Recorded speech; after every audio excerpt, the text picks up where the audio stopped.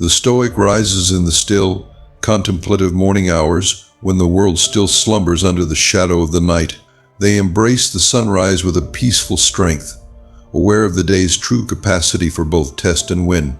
This is the quintessence of a training established in old insight, a training that Marcus Aurelius, Roman ruler and emotionless scholar, exemplified in his wake-up routines. We should set up our psyches for the undertakings the day will interest.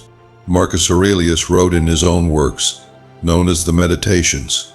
Every day he took part in a custom of mental planning, encapsulating the emotionless conviction that the best fights are battled inside the bounds of one's own spirit. Aurelius would help himself to remember the fleetingness of close-to-home aggravations and the significance of answering life's changes with serenity and resolve. Today I will meet individuals who are intruding, selfish, forceful, deceptive, desirous, and unsocial, he would reflect. My soul does not consent to being harmed, so neither of them can harm me. Toward the beginning of today, certification is more than simple words. It is a fortress of the soul, a reinforcing of the mind against the day's impending tempests. As adherents of this profound philosophy, it teaches us that we have the freedom to avoid being emotionally enslaved by the words or actions of others.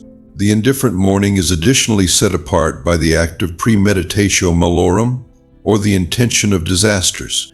Visualizing the challenges that may arise throughout the day and preparing oneself to face them with courage and composure are the components of this strategy. It's anything but a development of cynicism, however, a reinforcing of resolve, a practice for misfortune that builds up our backbone. A significant part of the indifferent morning likewise remembers a snapshot of reflection for what is genuinely inside one's control. Epictetus, one more illuminator of apathy, instructed that opportunity is accomplished when we recognize what is an option for us and what isn't. Epictetus stated, "Some things are within our power, while others are not." Our efforts are directed towards self-mastery and moral excellence thanks to this understanding, which cultivates a liberating detachment from the external world.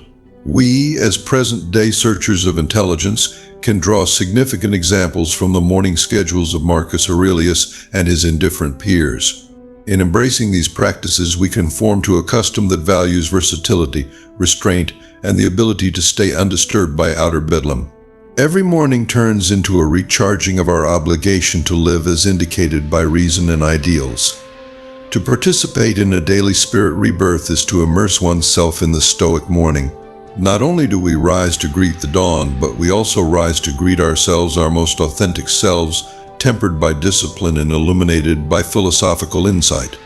Therefore, let us collectively strive for self-control and tenacity by employing these ancient tools in the never-ending pursuit of personal excellence and peace.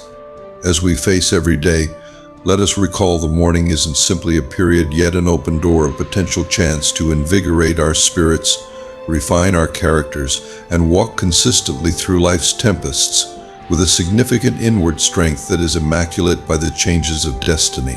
We have hardened ourselves against the world in the most beautiful way with wisdom, courage, and an unquenchable thirst for virtue.